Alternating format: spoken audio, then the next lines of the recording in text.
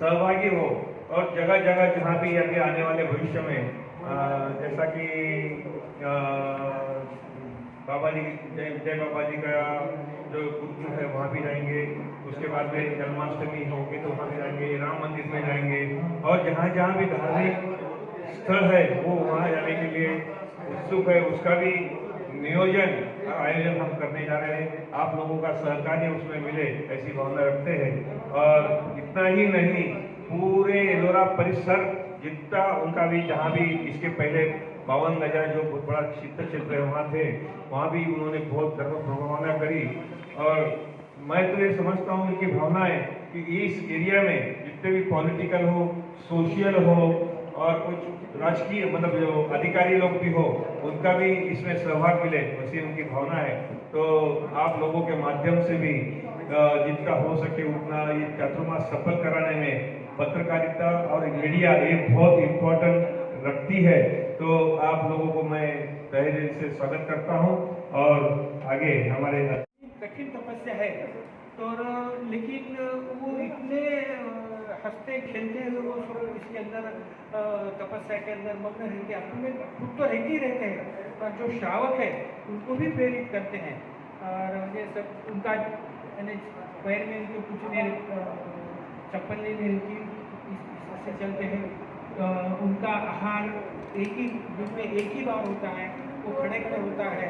और हमारे जो बड़े महाराज जी हैं वो एक ही दिन आहार लेते हैं और एक दिन उपवास करते हैं।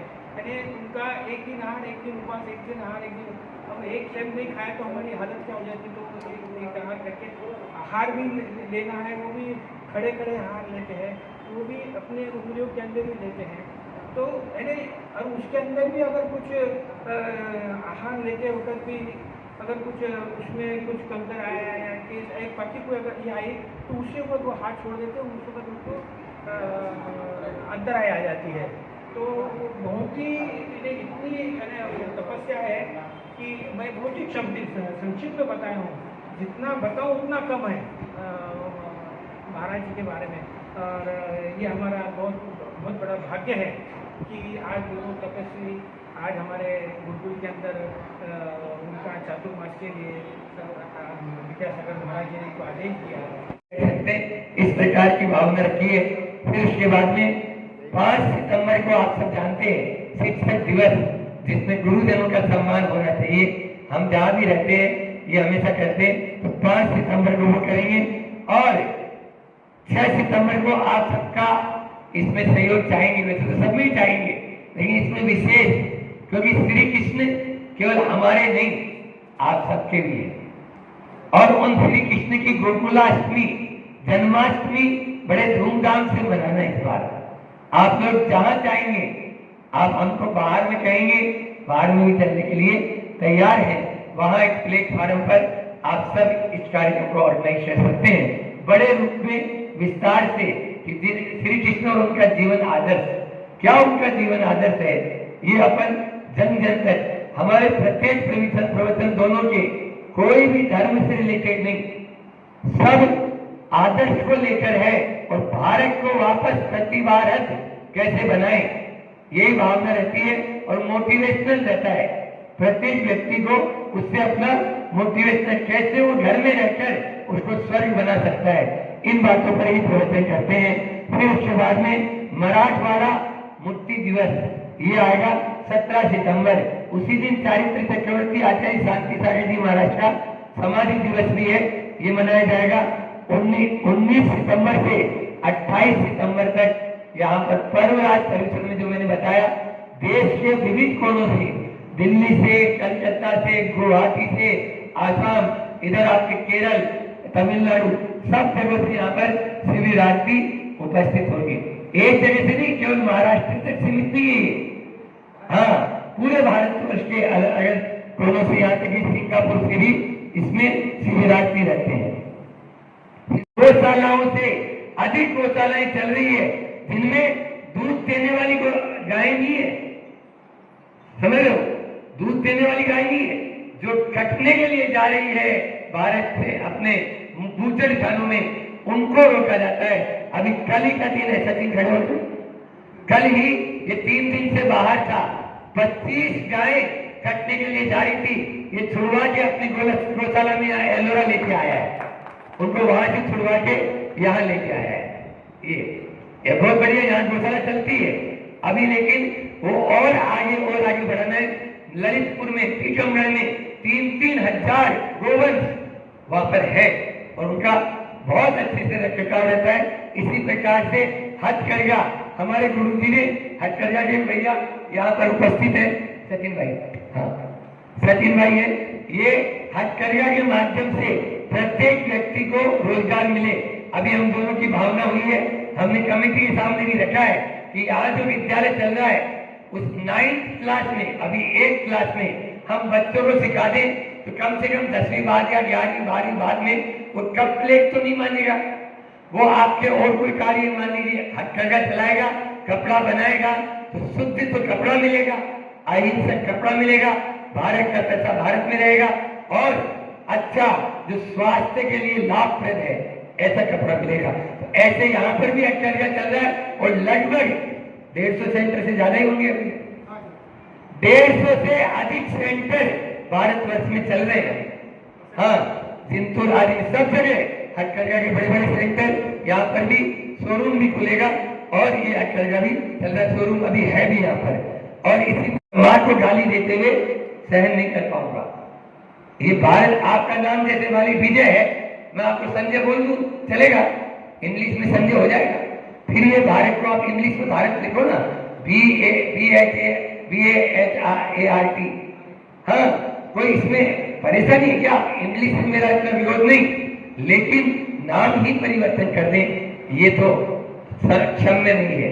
इस प्रकार से ये भी एक इसी प्रकार से आपके आयुर्वेद जो अभी मैंने बता ही दिया है, आयुर्वेद के माध्यम से जाने का सशक्त माध्यम है, क्योंकि किसी ने ठीक ही कहा है, किसी ने ठीक ही कहा है, हथियार और औजार अपने ही पास रखो, हथियार और औजार अपने ही पास रखो।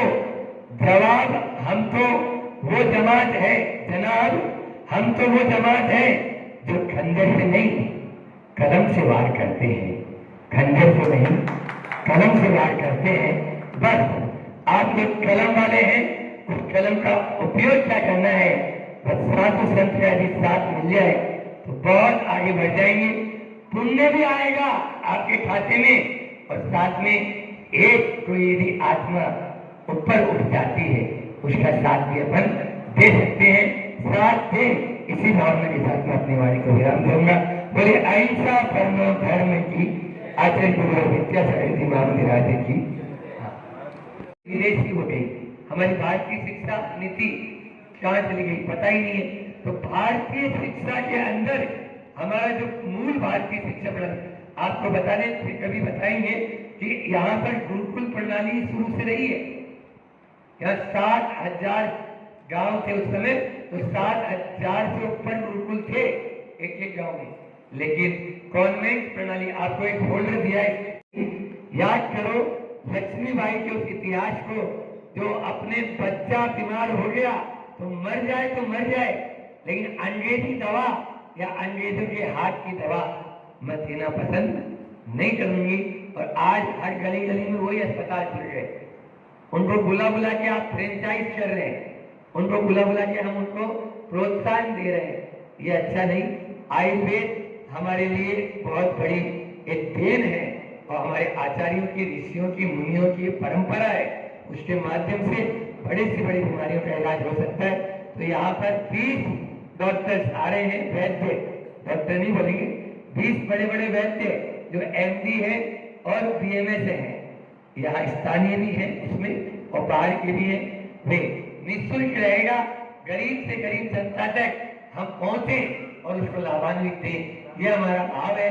हम गांव-गांव की उस जनता को यहाँ तक लेकर आए, ऐसे हमारे भाव है। दूसरा बात, स्वतंत्रता दिवस सबके लिए यह एक महत्वपूर्ण दिन है और इस स्वतंत्रता दिवस पर स्वतंत्र भारत पराधीन चेतना, आज हमारी चेतना को पराधीन कर दिया गया है। एक कंपनी आई थी विदेशी, खदेड़ने के लिए 250 साल लग गए। आज 500 मल्टीनेशनल कंपनियां भारत में आ चुकी है और निमंत्रण दिया जा रहा है। क्या है बोलो? भारत का पैसा भी बाहर, आप उन्हीं से अपनी चीज खरीद रहे हो। अब लौकी आपको बाजार में नहीं मिलेगी, लौकी का इंजेक्शन या लौकी के दूसरे रूप आपको विदेश में मिलेंगे। ये भी यहाँ पर आपको सुनने को मिलेगा। 15 अगस्त का ये प्रोग्राम है।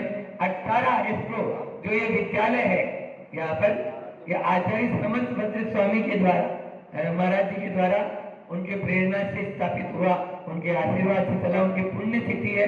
उस पुण्यतिथि पर लगभग 3-4 घंटे का नॉन स्टॉप, और इसमें पत्रकार बंधुओं की और आज के सोशल मीडिया, चाहे वो इलेक्ट्रॉनिक मीडिया हो, चाहे वो प्रिंट मीडिया हो, और चाहे आज वर्तमान के जो अन्य संसाधन हैं, ट्विटर है, व्हाट्सएप है, फेसबुक है, इनके माध्यम से भी हम अपने भारत की उस प्रतिभा को जन जन तक पहुंचा सकते हैं। और मैं तो कहता हूं, यदि यहाँ बैठे हुए जो पत्रकार बंधु हैं, यदि ये हमारा साथ दे देंगे तो भारत सोने की चिड़िया नहीं, सोने का शेर बनने में भी देर नहीं लगेगी। सोने का शेर भी बन सकता है उसमें कुछ नहीं, केवल छिपा हुआ है।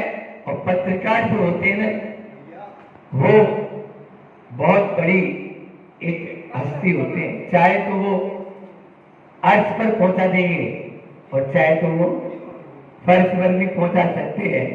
इसलिए उनके लिए बहुत ही यह एक स्वर्णिम अवसर आया है। एलोरा समाज में रहने वाले प्रत्येक इंसान को अच्छा और उत्कृष्ट जीवन जीने के लिए शांति और क्रांति दोनों करवाने की ताकत आपकी कलम में है। आपकी कलम सुई का भी काम कर सकती है और कैंची का भी काम कर सकती है। हर धर्म का साथ है, अहिंसा है, और उस अहिंसा धर्म के प्रति आपको लिखना भी चाहिए और जीवन में लगना भी चाहिए।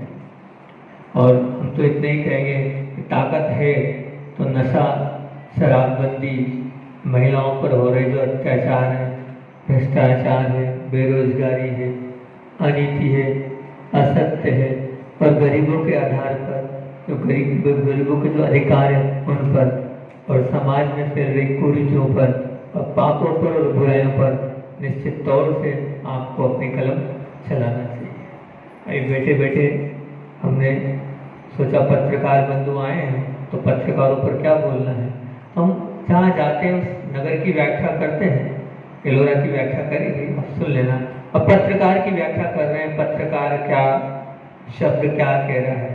पत्रकार का जो प है वो कह रहा है पवित्र भाव और पावन भाव के लिए मिली है आपके पास वो कलम। पवित्र और पावन करने के लिए मिली है आपके पास वो कलम। और क्या कह रहा है? त्रस्त नहीं, प्रशस्त बनाने के लिए मिली है आपके पास वो कलम। और क्या कह रहा है कि कायरता नहीं, निर्णयता दिलाने के लिए मिली है आपके पास वो कलम। और कह रहा है रचनात्मक कार्य करने के लिए और करवाने के लिए मिली है आपके पास वो कलम। विचार करना ये आपके जीवन में है कि नहीं। आपकी कलम में राजनीति या समाजवाद की दुर्गंध न हो, बल्कि एकता और अखंडता की सुगंध हो। वो दुर्गंध नहीं हो, सुगंध हो। आपकी कलम में पैसे का दबाव नहीं हो, बल्कि सत्य का प्रभाव हो, तो बहुत अच्छा रहेगा। आपकी कलम में अन्याय का समर्थन नहीं, बल्कि न्याय का मंथन हो, तो बहुत अच्छा रहेगा। आपकी कलम में धन की शाही से नहीं चले, वो सच की शाही से चले, तो आपका जीवन भी उत्कृष्ट बन जाएगा। आपकी कलम से निकले शब्द किसी का निराशा वाला जीवन न हो, आत्महत्या वाला जीवन जीने के लिए मजबूर न हो। अगर ऐसा हो रहा है तो ईमान के चलना, उसमें पूरा पूरा दोष आपका है। आपकी कलम से अपमान और अभिमान वाले वचनों का संयोजन ना हो। हम लिख रहे हैं क्योंकि आप नहीं जानते आप क्या हैं। आप चाहें तो कहाँ से कहाँ पहुँचा सकते हो, कहाँ से कहाँ ला सकते हो। वो ताकत आपके पास है, लेकिन उसका आप कभी भी अभिमान मत करना, नहीं अपने वचनों में उस बात को लाना। अगर आप अभिमान रखेंगे कि ये है और इस प्रकार से मैं कर रहा हूँ, तो ध्यान रखना कब तक है। आपको तो मालूम है ना, गामा पहलवान को सब जानते हैं। गामा पहलवान जो हमारे देश का पहलवान था, वो कोई भी नहीं हरा पाया, कोई भी आज तक कोई उन्हें हरा नहीं पाया। लेकिन अंत समय उसका कैसा गया था, विचार करना, उसका अंत समय मक्खी भी नहीं उड़ा पाया था। इसलिए कभी भी अपनी कलम पर अभिमान मत करना। वो अभिमान आपको ले रुकेगा। रावण का मान नहीं रहा तो फिर आपका रह सकता है क्या? तो ध्यान रखना, आपकी कलम में जो जो बातें मैंने बोली उसको आप ध्यान रखना। और हमारा सामयिक का समय हो रहा है, लेट हो रहा है।